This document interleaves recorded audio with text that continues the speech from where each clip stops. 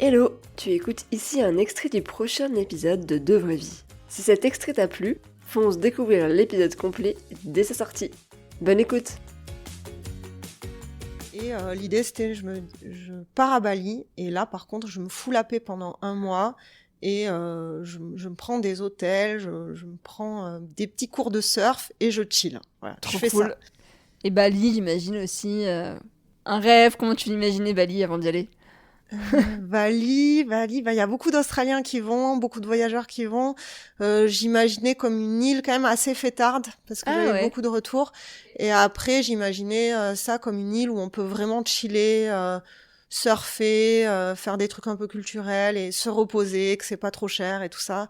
Et voilà. Et je savais qu'il y avait les îles autour aussi qui étaient un peu plus atypique, on va dire, un peu moins dénaturalisé. J'avais compris aussi qu'à Bali, si tu fouilles un peu, tu peux trouver des endroits encore où tu peux découvrir la culture. Ouais, voilà. Donc j'y vais, mais vraiment dans l'esprit, ok, j'y vais en mode chill, vacances, surf, et c'est tout. Je vais enfin démarrer le surf. Voilà. Ouais, j'y vais cet comme objectif ça. quand même. C'est ça, c'est ça. Après, j'arrive, donc je passe par Perth, là où il y avait ma famille, où j'avais été au pair.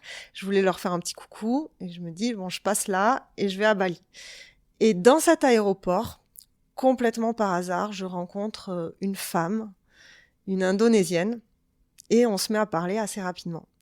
Et ça a été une super... Enfin, à l'époque, je ne savais pas, c'était une femme qui était très gentille et tout, mais si tu veux, elle était tellement gentille que je trouvais ça limite un peu suspicieux, un peu bizarre. Ouais, avec nos réflexes d'Européens. C'est ça. Les gens sont pas censés être sympas comme ça. C'est ça. Et une générosité, ça cache quelque chose. Ouais, voilà.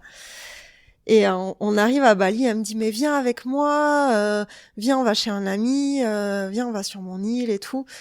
Et je trouvais ça un peu étrange et tout. Je dis, bon, ok, passons la soirée ensemble, mais toi, plutôt, viens dans mon hôtel et après, on verra. On passe la soirée, tout se passe bien. Il y avait des petits trucs bizarres quand même, je savais pas trop. Mais de fil en aiguille, je décide de la suivre et le lendemain, me voici partie pour Java. Ah oui, donc t'es même pas restée à Bali. Non, je suis même pas restée à Bali du tout. Ah oui, elle n'a pas vu Bali. Elle a pris un premier avion, il y avait plus de place dans son avion. J'ai attendu toute la journée à l'aéroport et j'ai pris un deuxième avion le soir pour aller sur Java en n'étant même pas sûre si elle m'avait attendu à l'aéroport ou pas. Ah oui. Elle m'a attendu. Trop sympa. Trop sympa. Et de là, j'ai passé 1 mois avec elle à bourlinguer dans Java, à rencontrer sa famille, etc. Incroyable. À quel moment tu t'es dit ok, en fait, j'abandonne mon plan d'aller à Bali de chiller pour suivre cette nana que j'ai rencontrée à l'aéroport? L'intuition encore. Ouais. C'était... j'avais l'impression qu'il y avait peut-être potentiellement un risque et qu'il fallait que quand même je sois un peu prudente. Mais j'avais l'impression aussi que si j'y allais pas, j'allais passer à côté de quelque chose. Et qui... Tu sais, c'était plus fort. Fallait que j'aille voir.